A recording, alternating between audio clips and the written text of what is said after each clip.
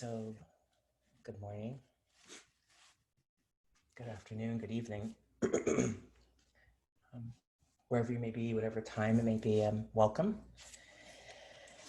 And thank you for joining me for this guided meditation on Tonglen, practice of sending and taking and sending,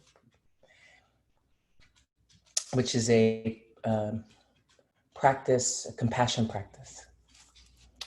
My name is Shante Paradigm Smalls. I am a student and teacher in the Tantric or Vajrayana Buddhist tradition. And that tradition really emerged coming from influences of Hinduism in what is known as India now, and then arising out of the Himalayan region, Tibet, Bhutan, Nepal. And really how I've been trained is in the coming out of the traditions in Tibet in conjunction with one of the indigenous Tibetan religions, Bun, B-O-N. And I was trained in a Western Sangha, or community of practitioners.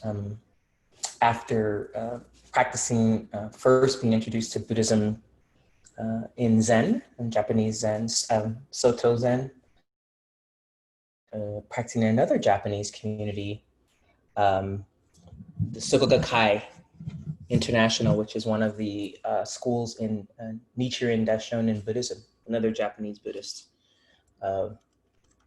tradition. So I made my way into the Tantric tradition in 2006, and I've been there ever since. Did most of my training in a place called Shambhala, and my guru is the head of Shambhala, and I am now studying with a few other people in different communities. Carla Jackson Brewer of New York Tara Mandala, and then Lama Rod Owens and Lama Justin Burgos of Bhumi Spartha. So, Tonglen. I want to first kind of give the view or the ground, and then talk about the practice, and then the fruition, and then we'll practice. So the view is that the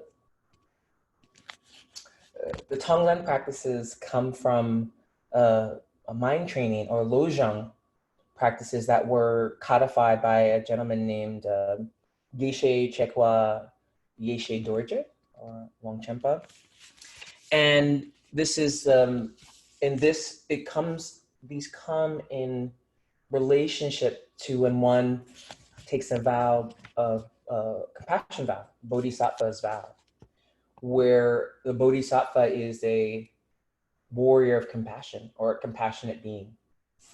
Traditionally, it's a being who's reached great realization, and those beings can either be in human form or other forms of sentient beings, animals, plants, insects, or they've ascended.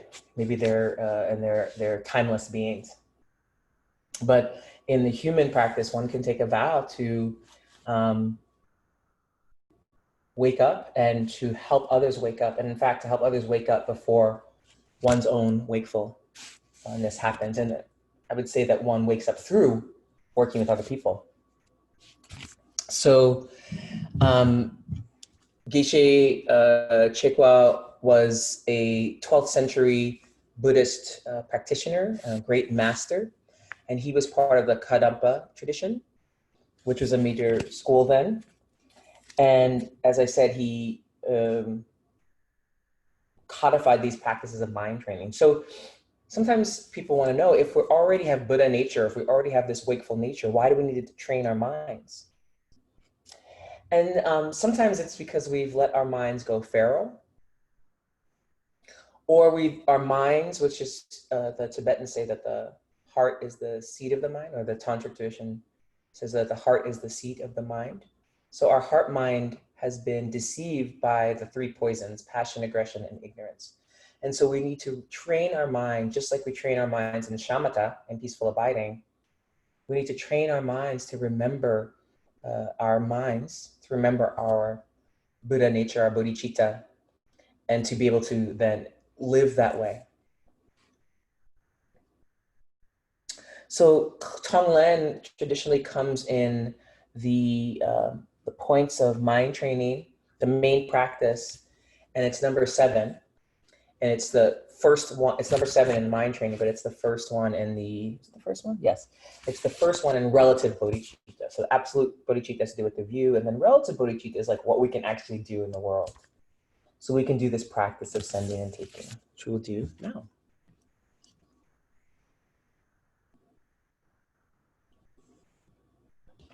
So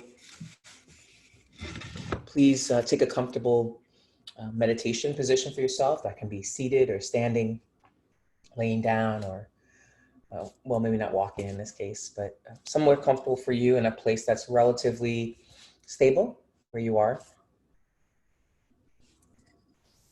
And we're going to just sit for a little bit to stabilize our mind. So in Tonglen, because we're doing compassion practices, which can bring up a lot of feelings, body sensations, memories, and discursive mind, we want to ground in shamatha, which helps us to stabilize, which offers us stability, clarity, and strength to do this practice. So first we need to stabilize. So I'll ring the gong.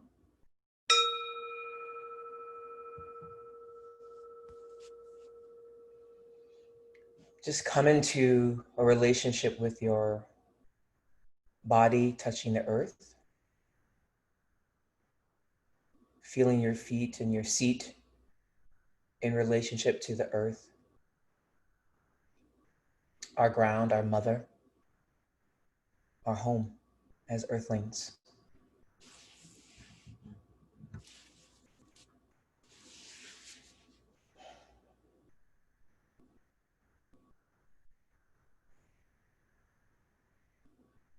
Feeling the weight of your body, gravity, the body's form, and our ability to inhabit the body. There's no waking up without the body.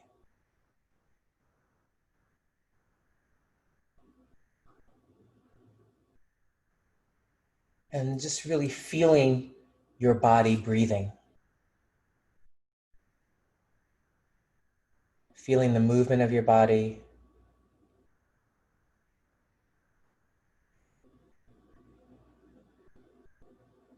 And letting your mind rest in the feeling of your body breathing.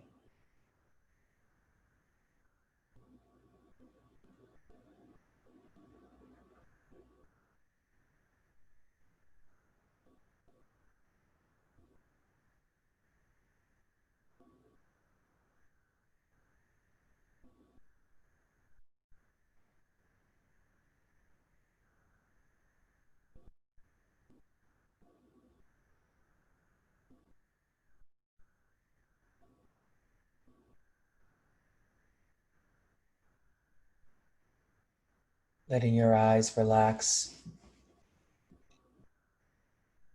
Any tension in your body or mind,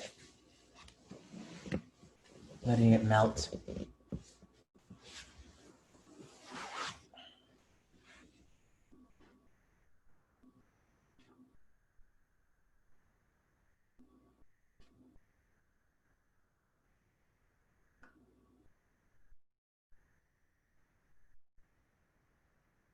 And then when you feel you've stabilized, begin to first just bring your attention to the in-breath and the out-breath.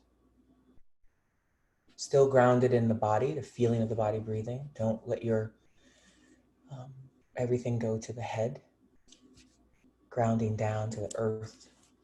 And from the earth we rise up to the sky.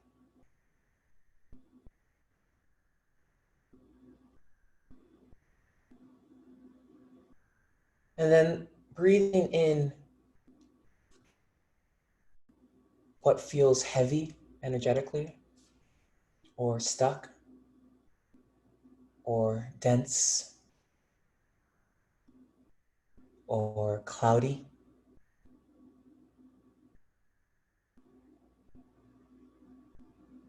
And breathing out what feels light, clear, transparent, bright.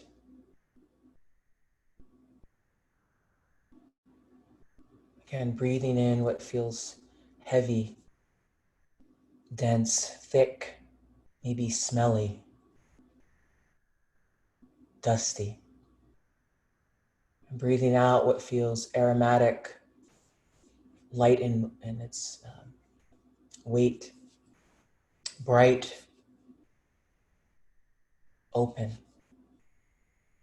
So we'll just do that for a little bit. You can close your eyes if that is easier.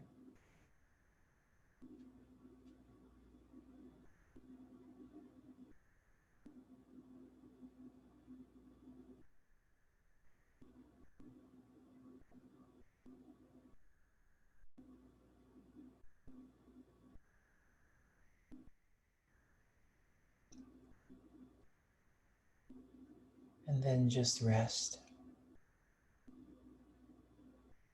Come back to the feeling of the body breathing.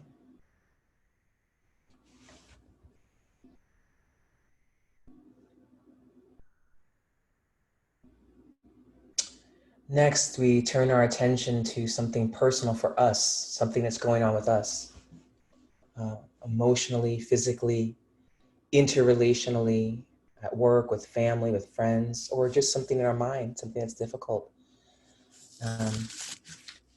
And we breathe in that difficult situation, whether it's illness, a mental illness, or chronic condition, or a relationship, or even an irritation, a small irritation.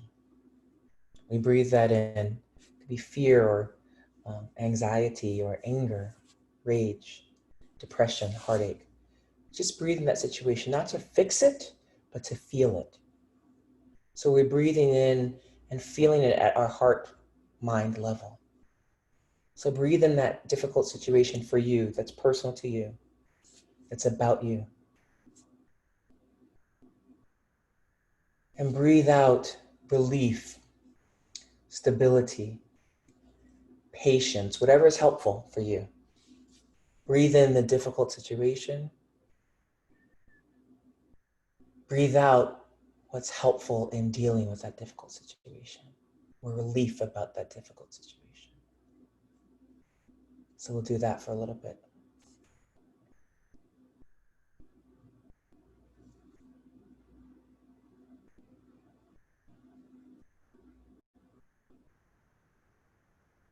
Again, you can close your eyes if that's helpful for you, or keep them open.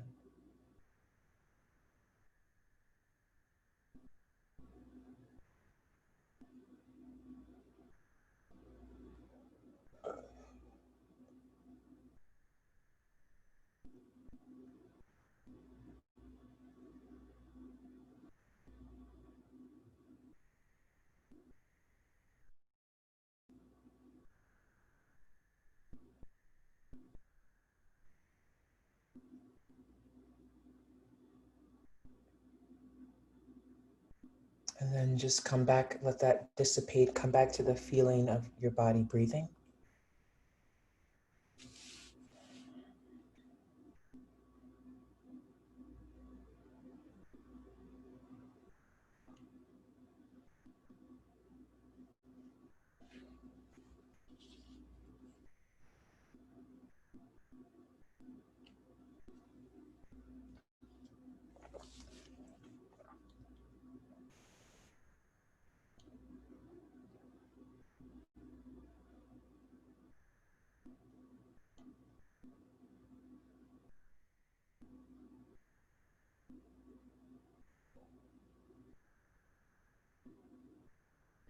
Next, begin to breathe in something related to others that you know personally. So not people you don't know, but a situation that's close to you, someone else's pain, but that you know. And you breathe out what would be helpful to them, what would be helpful to them in the situation. Not necessarily what you think would be helpful, but what might actually be helpful. So breathe in a situation of someone you know. Maybe you know them well, maybe you don't. Someone at work, a family member, a friend, a person in your community, another being, an animal, a plant. Breathe in their pain or suffering, whatever that situation is, and breathe out their relief of that pain or suffering.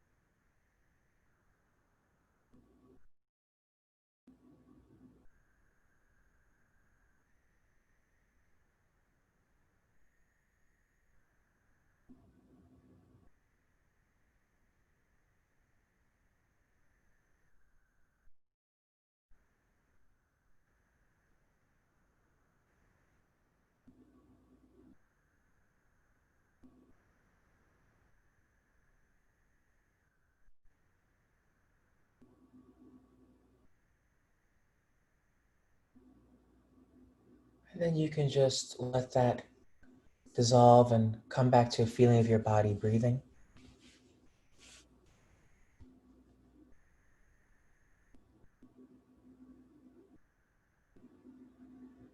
And now turn your mind to a more global situation.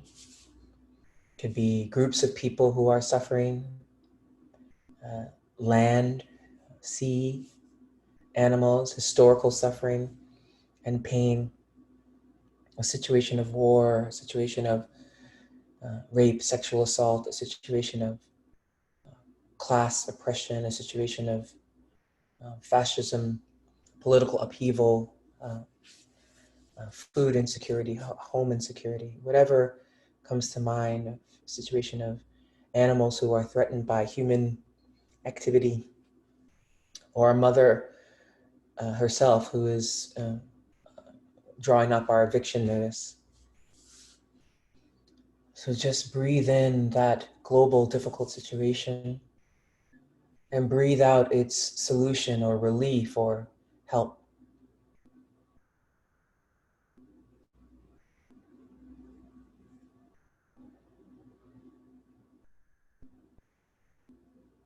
And if, in this process, tears or pain comes up, if you feel overwhelmed, you can always just drop it and come back to shamat, come back to peaceful abiding, feeling the body breathing,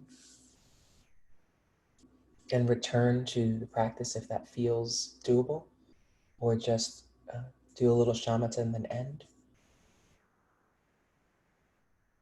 You can also let your heart break and the tears or whatever the feeling arise comes, and if it's bearable, just let it dissolve into your heart.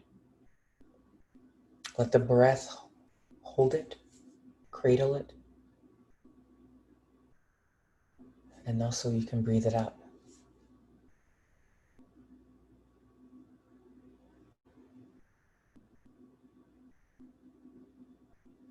You can just drop that global situation and return to the feeling of the body breathing. And then we'll end with just breathing in a little bit of what's heavy and what's tight and what's dusty and stinky, and breathing out what's loose and what's open and soft, aromatic and light.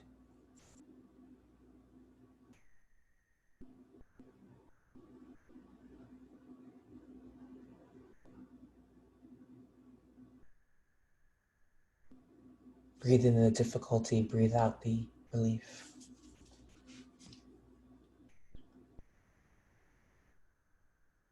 Then we just drop that, come back to the feeling of the body breathing.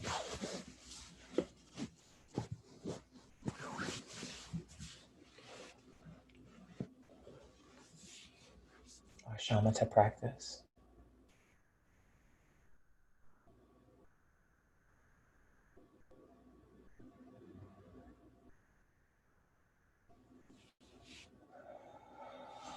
Shake your body a little bit if you're feeling stuck.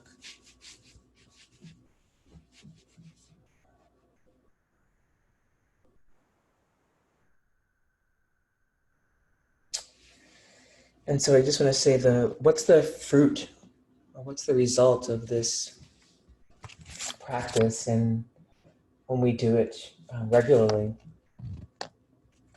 So one is an ability to work with difficult situations or difficult emotions about difficult situations.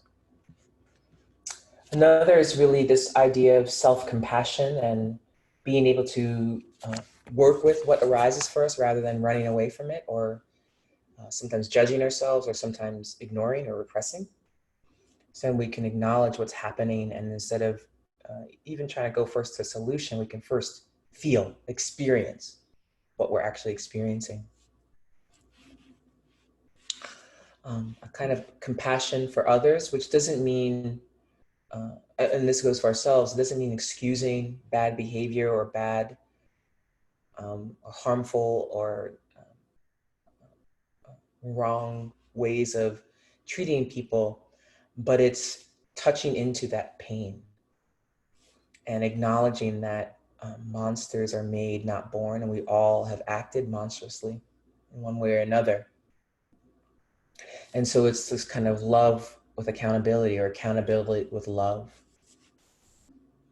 Not ignoring and not going to pitchforks, but really working with this idea of transforming our own small mind so that we can see what's necessary in a situation. How do we actually help to heal pain? Never losing touch with our tender, broken heart, which is the ability to be open and from which we can act with dignity and wisdom and intelligence and sanity. This practice also helps us work with equanimity so that we're not always looking for what's favorable, or we're neither an optimist nor a pessimist. We are in the moment. We don't have a preference for what's sweet or what's bitter. We're able to experience sweetness and bitterness and sourness and saltiness. And then maybe seeing the true nature of things, the true nature of mind, the true nature of existence. The fruition really is about the view being able to be embodied and experienced. So we have this view, or there is a view. That's the ground of existence. And the practice helps us to experience the view. So if there are questions, you can feel to reach out to us on our Facebook page, Weekly Dharma Gathering, or our Instagram page, Weekly Dharma, or you can email us, info@weeklydharmagathering, I believe, .com.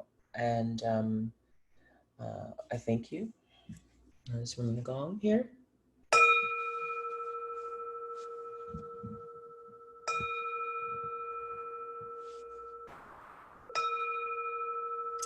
And I will just say the